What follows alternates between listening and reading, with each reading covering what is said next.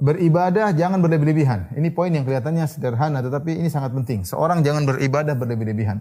Mungkin seorang ketika dia baru hijrah, dia baca tentang kisah salaf, kemudian dia beribadah begitu kencang, baca Quran, terus tahu-tahu dia jatuh ya. Tahu-tahu dia jatuh, tidak bisa bangkit lagi. Tahu-tahu dia hilang dari peredaran. Kenapa? Dia terlalu kencang berlebih-lebihan. Dan ini tidak dianjurkan dalam Islam. Seorang mungkin dia bisa kencang kalau melalui tahapan-tahapan. Kita mungkin lihat para salaf bagaimana ibadah mereka, bagaimana sedekah mereka, bagaimana salat malam mereka. Mereka telah melalui tahapan-tahapan iman yang luar biasa. Ketika iman mereka sudah tinggi, maka amal bisa disinkronkan dengan imannya. Nah, kita masalahnya imannya baru menata, baru menjejaki, kita pingin amal yang tinggi. Biasanya enggak kuat seorang, biasanya enggak kuat. Ini jadi masalah. Mungkin seorang baca bagaimana kisah misalnya Abbad bin Bishr radhiyallahu ta'ala anhu. Bagaimana dia salat malam, kemudian kena panah. Dipanah oleh musuh, kemudian dia masih terus salat malam, dia baca surat Al-Kahfi. Dipanah kedua kali, dia masih melanjutkan salat malamnya sampai 3 kali dipanah dan dia masih melanjutkan salat malamnya. Ketika ditanya, "Kenapa kau tidak berhenti salat?"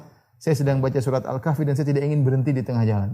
Ini siapa Abbad bin Bishr? Seorang sahabat yang imannya sudah tinggi. Ya. Dia sudah mencapai tahapan yang luar biasa. Ya. Sama seperti kita baca mungkin kisah Abu Bakar As-Siddiq radhiyallahu anhu yang mensedekahkan seluruh hartanya. Ya kita bilang kita enggak bisa seperti itu. Kalau ada yang memaksakan dirinya mensedekahkan seluruh hartanya, mungkin dia menyesal, mungkin dia ini, mungkin dia riya. Iman enggak kuat. Maka di antara cara untuk menjaga iman agar tidak futur di tengah jalan adalah beribadah sesuai dengan kemampuan, pelan-pelan.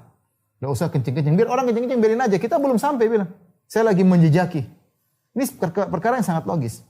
Karena kalau iman kita enggak kuat, amal kita tinggi, enggak sinkron, akhirnya kita terjatuh. Maksakan diri di luar kemampuan. Ya, dalam banyak hal seperti itu ya. Enggak mampu antum. Makanya Nabi SAW mengatakan, "Alaikum minal amali ma tutiqun." Lakukanlah amalan yang kalian mampu. Fa inna Allah la yamalu hatta tamalu. Allah tidak bosan sampai kalian yang bosan. Jadi Nabi mengisyaratkan lakukan amalan yang kalian mampu. Itu sesuai dengan kadar keimanan kalian. Jangan maksakan diri berlebih-lebihan. Ketika Rasulullah SAW masuk dalam masjid, kemudian Rasulullah SAW melihat ada faidah hablun mamdud baina sariyatain. Tiba-tiba ada tali terikat antara dua tiang di Masjid Nabawi. Nabi SAW mengatakan, "Ma hadzal habl?" Ini tali apa? Qalu hadza hablun li Zainab. Ini talinya Zainab radhiyallahu taala anha. Fa idza fatara ta'allaqat. Kalau dia lagi malas ibadah, dia tetap ingin beribadah sambil menggantungkan dirinya di tali, saking semangatnya salat malam. Faqala Nabi sallallahu alaihi wasallam, "La hullu." Kata Nabi, jangan demikian, lepas itu tali. Li yusalli ahadukum nasyatahu. Hendaknya seorang salat dengan semangatnya. Fa idza fatara falyaqut. Kalau dia lagi capek, duduk, salat sambil duduk enggak ada masalah. Ini Nabi mengisyaratkan hendaknya seorang ibadah sesuai dengan kemampuannya. Ya, tadi sudah sebutkan, "Ya ayuhan nas 'alaikum minal amali ma tutiqun." Wahai manusia sekalian, beribadahlah sesuai dengan apa yang kalian mampu. Fa innallaha la yamallu hatta tamallu. Sungguhnya Allah tidak bosan sampai kalian bosan. Wa inna ahabbal a'mali ila Allah ma dumi alaihi wa inqal. Sungguhnya amalan paling dicintai oleh Allah adalah yang sedikit, yang continue meskipun sedikit, yang continue meskipun sedikit. Nah, ini kadang-kadang kita lihat bukan orang baru hijrah, kita semangati dia. Kita mungkin sudah lama ngaji, kita semangati orang baru hijrah berlebihan. Kita suruh dia ini, dia semangat, tiba-tiba dia jatuh. Enggak, pelan-pelan. Kalau dia terlalu semangat, kita bilang pelan-pelan ya akhi. Pelan-pelan. Karena kita baru menata iman, menata ilmu. Ya. Tiba-tiba dikagetkan dengan ini tidak boleh, dia langsung lepas dari ngaji. Enggak mau ngaji lagi. Kenapa? Ini hidup saya susah dengan pengajian. Akhirnya dia enggak kuat. Ya. Makanya kata Nabi sallallahu alaihi wasallam, inna dina yusrun wa lan yushaddu ahadun fid din ila ghalabahu. Agama itu mudah, siapa yang terlalu kencang maka dia akan terdominasi, dia akan kalah. Betapa sering kita melihat orang seperti itu, kencang luar biasa. Kemudian tiba-tiba futur. Tiba-tiba hilang dari peredaran. Tadinya semangat, sumbang sana sumbang sini, tiba-tiba enggak menyumbang sama sekali. Bahkan lebih parah, tadinya semangat luar biasa, ibadah kencang sama orang, bahkan kencang sama pelaku maksiat, tiba-tiba jadi liberal. Ada yang seperti itu. Ya. Makanya di antara hal yang membantu kita untuk tidak terjerumus dalam futur, beribadah, ritmenya dijaga ya. Dijaga. Karenanya ketika hadis yang masyhur yang sering saya sampaikan juga dalam Sahih Bukhari, ketika Salman Al-Farisi menyenguk Abu Darda dan melihat Abu Darda ibadahnya berlebih-lebihan, maka Salman mengajari Abu Darda untuk tidak berlebih-lebihan. Ya.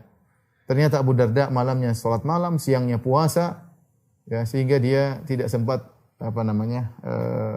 memberi hak istrinya, ya. Maka Salman melihat ada kesalahan dalam praktek ibadah Abu Darda. Ya. Makanya akhirnya dia sengaja tidur di rumah Abu Darda.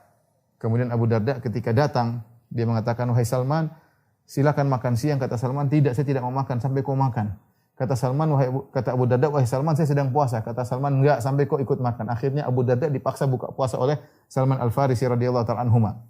Kemudian Abu Darda pun ternyata Salman tidak pulang, kemudian Salman tidur bersama Abu Darda. Ketika di awal malam Abu Darda ingin bangun salat, kata Salman, "Belum saatnya." Ketika di tengah malam bangun lagi, kata Salman, "Belum saatnya." Ketika sudah lewat tengah malam, Abu Darda salat malam, bahkan dibangun oleh Salman. Kata Salman, "Saatnya kita salat malam." Baru kemudian Salman nasihati Abu Darda. Salman mengatakan, "Inna li rabbika 'alaika haqqan." Rabbmu punya hak. Wa li jasadika 'alaika haqqan. Jasadmu punya hak. Ya. Wa li zawrika 'alaika haqqan. Bahwasanya tamumu juga punya hak. Wali ahlika 'alaika haqqan. Istrimu juga punya hak. Fa'ati kulli haqqin haqqah. Maka berikanlah masing-masing haknya. Jadi intinya, ikhwan dan akhwat yang rahmatillah subhanahu wa ta'ala, seorang ketika beribadah jaga ritme. Nanti kalau dia semakin bertambah iman, bertambah ilmu, dia akan semangat lebih. Tadinya mungkin dia mau sedekah 100 ribu, lama-lama nanti kalau dia semakin iman kuat 1 juta, lama-lama dia sampai miliar. Bagi dia mudah. Kita enggak bisa maksa orang. Ada orang, saya pernah mendapati kasus, dia bertanya sama saya, "Ustaz, saya kemarin sedekah terlalu banyak, saya menyesal."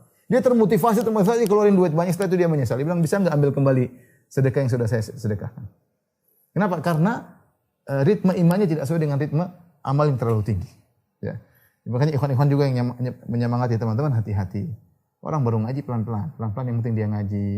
Yang penting ritmenya berjalan, yang penting dia continue. Itu yang penting. Bukan kita semangatin akhirnya kacau ya. Akhirnya kacau. Tidak mampu menjalani.